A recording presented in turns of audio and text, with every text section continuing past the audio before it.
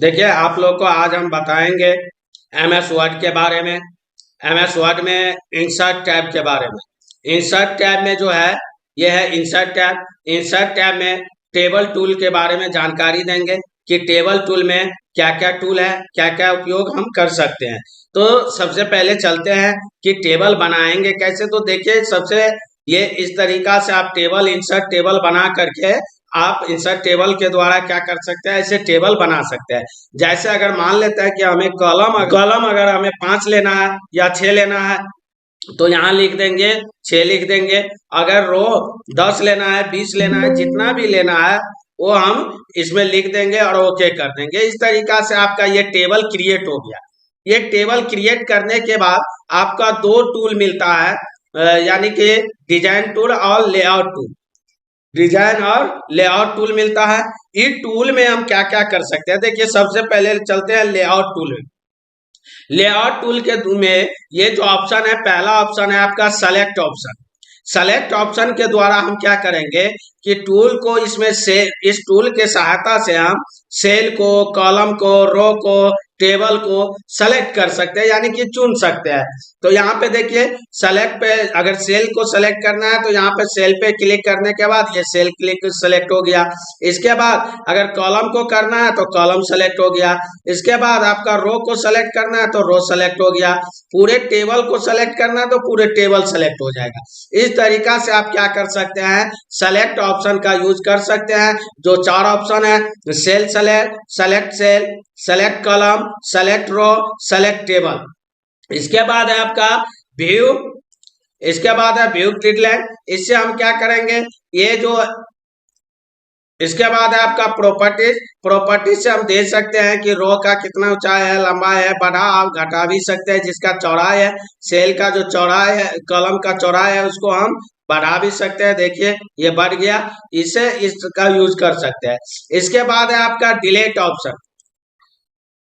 Delete option के द्वारा हम क्या करेंगे, सबसे पहले डिलीट ऑप्शन के द्वारा हम डिलीट कर सकते हैं। देखिए ऑप्शन पे जाने के बाद डिलीट सेल है, डिलीट कॉलम है, डिलीट रो है, डिलीट टेबल है। तो इसमें अगर आपको सेल को डिलीट करना है तो सेल पे क्लिक कर दीजिए। जिस सेल को आपको डिलीट करना है उस सेल को पे क्लिक कर लीजिए और सेल को सेल डिलीट सेल करने के बाद देखिए सेल डिलीट हो जाएगा। यहाँ से देखिए हो गया। इसके बाद आपका है डिलीट कॉलम। तो ये कॉलम है तो कॉलम को भी डिलीट कर सकते हैं आप। देखिए यहाँ डिलीट कॉलम हो गया, डिलीट कॉलम जो है कम हो गया। इसके बाद रो को करना है तो रो का सेल डिलीट हो जाएगा। इसके बाद अगर टेबल को करना है तो टेबल ही डिलीट हो जाएगा। फिर से लाना है, कंट्रोल जेड दबा दीजिए, आ जाएगा। अब देखिए फिर टूल पे चलते हैं। इसके बाद है आपका इंसर्ट एवब। इंसर्ट एवब के द्वारा हम क्या करेंगे, सेलेक्ट किए हुए सेल जो है, जो सेल है आपका करंट में सेल है, उसके जस्ट ऊपर में नया रो ले सकते हैं। जस्ट ऊपर में नया रो ले सकते हैं। जैसे कि हम यहाँ पे देखिए, यहाँ पे 1 लिख दिए हैं और यहाँ 2 लिख दिए हैं और इस बीच में हमें इसके ऊपर सेल चाहिए, रो चाहिए। तो इस पे क्लिक करने के बाद ऊपर में रो मिल गया। इस तरीका से आप क्या कर सकते हैं, इंसर्ट एवब का यूज कर सकते हैं। इसके बाद है इंसर्ट वैल्यू। इंसर्ट वैल्यू के द्वारा हम क्या करेंगे, जो कॉलम है, कॉलम के सॉरी सेल के नीचे में हम रो के नीचे में हम नया सेल ले सकते हैं। नीचे ये जो रो है, रो के हम नीचे में जस्ट नया रो ले सकते हैं। जैसे देखिए यहाँ पर हम 3 दबा दिए, 3 लिखने के बाद यहाँ पे रखेंगे तो इसके 2 के नीचे में नया रो आपको मिल जाएगा। देखिए नया रो मिल गया। इसके बाद है इंसर्ट लेफ्ट। इंसर्ट लेफ्ट के द्वारा हम क्या करेंगे, जो जहां पे कर्सर है वहां उसके जस्ट लेफ्ट हैंड साइड में हम नया कलम ले सकते हैं, नया कलम ले सकते हैं। देखिए नया कलम आ गया यहाँ पे।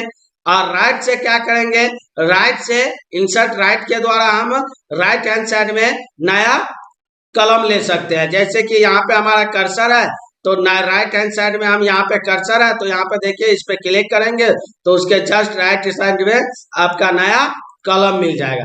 तो इस तरीका से आप कर सकते हैं। इसके बाद है आपका मर्ज सेल। मर्ज सेल से हम क्या करेंगे, जितना भी सेल है उसको हम ज्वाइंट कर सकते हैं, जैसे सेलेक्ट किए हुए सेल को। तो यहाँ पे हमने सेलेक्ट कर दिए। सेलेक्ट करने के बाद मर्ज सेल पर जब क्लिक करेंगे तो देखिए ये सब सेल एक हो गया, लॉन्ग सेल हो गया। अब हम कोई भी हेडिंग अगर लिखना चाहेंगे तो इसमें हेडिंग लिख सकते हैं लंबा।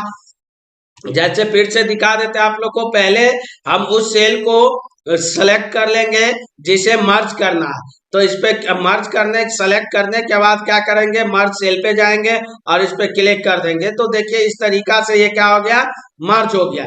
इसके बाद है आपका स्प्लिट सेल।